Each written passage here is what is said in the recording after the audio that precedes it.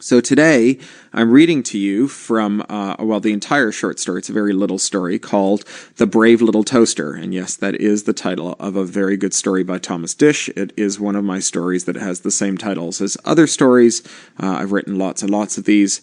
This one was just published in something called TRSF, which is the MIT Tech Reviews Science Fiction Anthology. It's an anthology of little short stories, little short shorts, each of them inspired by some contemporary technology issue.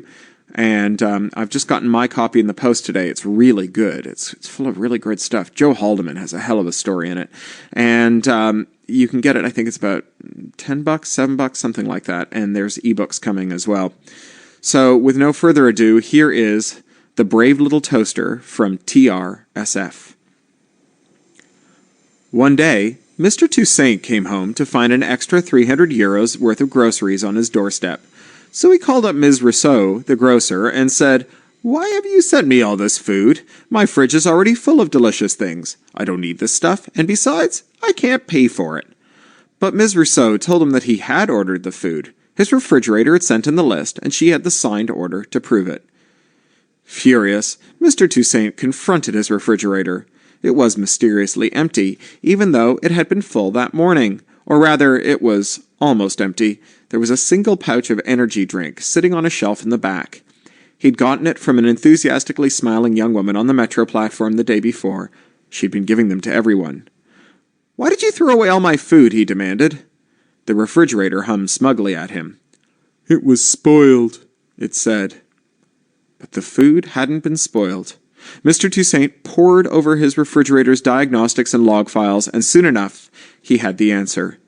It was the energy beverage, of course. "Row, row, row your boat," it sang, "gently down the stream. Merrily, merrily, merrily, merrily, I'm off gassing ethylene." Mr. Toussaint sniffed the pouch suspiciously. "No, you're not," he said. The label said that the drink was called Loony Goonie and promised 1,000,000,000,000 times more powerful than espresso! Exclamation point, exclamation point, 111! Exclamation point. Mr. Toussaint began to suspect that the pouch was some kind of stupid Internet of Things prank. He hated those. He chucked the pouch in the rubbish can and put his new groceries away. The next day, Mr. Toussaint came home and discovered that the overflowing rubbish was still sitting in its little bag under the sink. The can had not cycled through the trapdoor to the chute that ran to the big collection point at ground level, 104 stories below. "Why haven't you emptied yourself?" he demanded. The trash can told him that toxic substances had to be manually sorted. What toxic substances? So he took out everything in the bin, one piece at a time. You've probably guessed what the trouble was. "Excuse me if I'm chattery. I do not mean to be nattery, but I'm a mercury battery." Loony Goonie's singing voice really got on Mr. Toussaint's nerves. "No, you're not," Mr. Toussaint said. Mr. Toussaint tried the microwave. Even the cleverest squeezy pouch couldn't survive a good nuking. But the microwave wouldn't switch on. "I'm not a drinkin', I'm no meal," Loony Goonie sang. "I'm a ferrous lump of steel." The dishwasher wouldn't wash it. "I don't mean to annoy or chafe, but I'm simply not dishwasher safe." The toilet wouldn't flush it. "I don't belong in the bog, because down there I'm sure to clog." The windows wouldn't retract their safety screen to let it drop. But that wasn't much of a surprise. "I hate you," Mr. Toussaint said to Loony Goonie, and he stuck it in his coat pocket. He'd throw it out in a trash can on his way to work. They arrested Mr. Toussaint at the 678th Street station. They were waiting for him on the platform, and they cuffed him just as soon as he stepped off the train. The entire station had been evacuated, and the police wore full biohazard containment gear. They'd even shrink-wrapped their machine guns.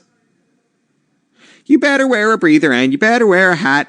I'm a vial of terrible deadly hazmat," Loony Goonie sang. When they released Mr. Toussaint the next day, they made him take Loony Goonie home with him. There were lots more people with Loony Goonies to process. Mr. Toussaint paid the rush fee that the storage depot charged to send over his container.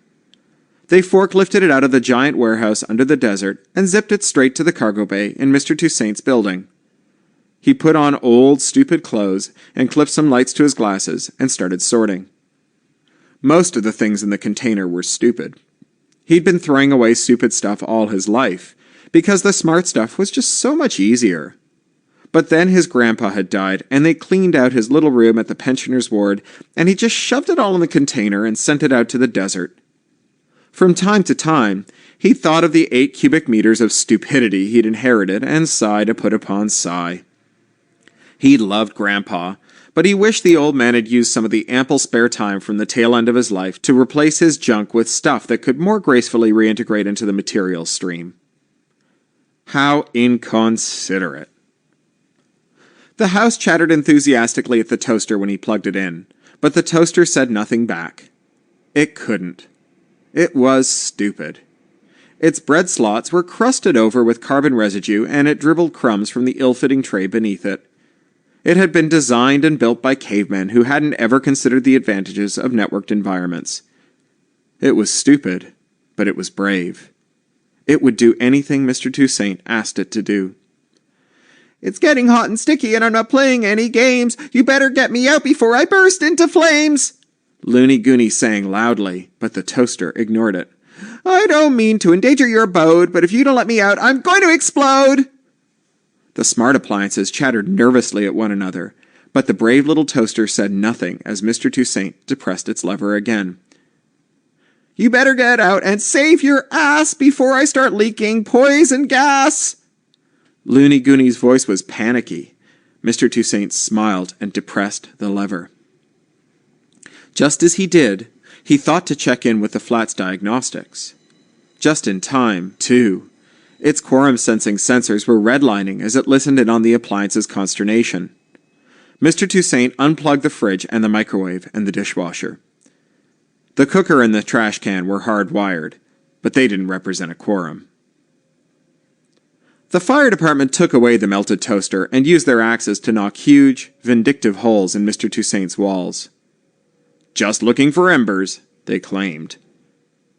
But he knew that they were pissed off because there was simply no good excuse for sticking a pouch of independently powered computation and sensors and transmitters into an antique toaster and pushing down the lever until oily, toxic smoke filled the whole 104th floor. Mr. Toussaint's neighbors weren't happy about it either. But Mr. Toussaint didn't mind. It had all been worth it, just to hear Loony Goony beg and weep for its life as its edges curled up and blackened. He argued mightily, but the firefighters refused to let him keep the toaster. The end.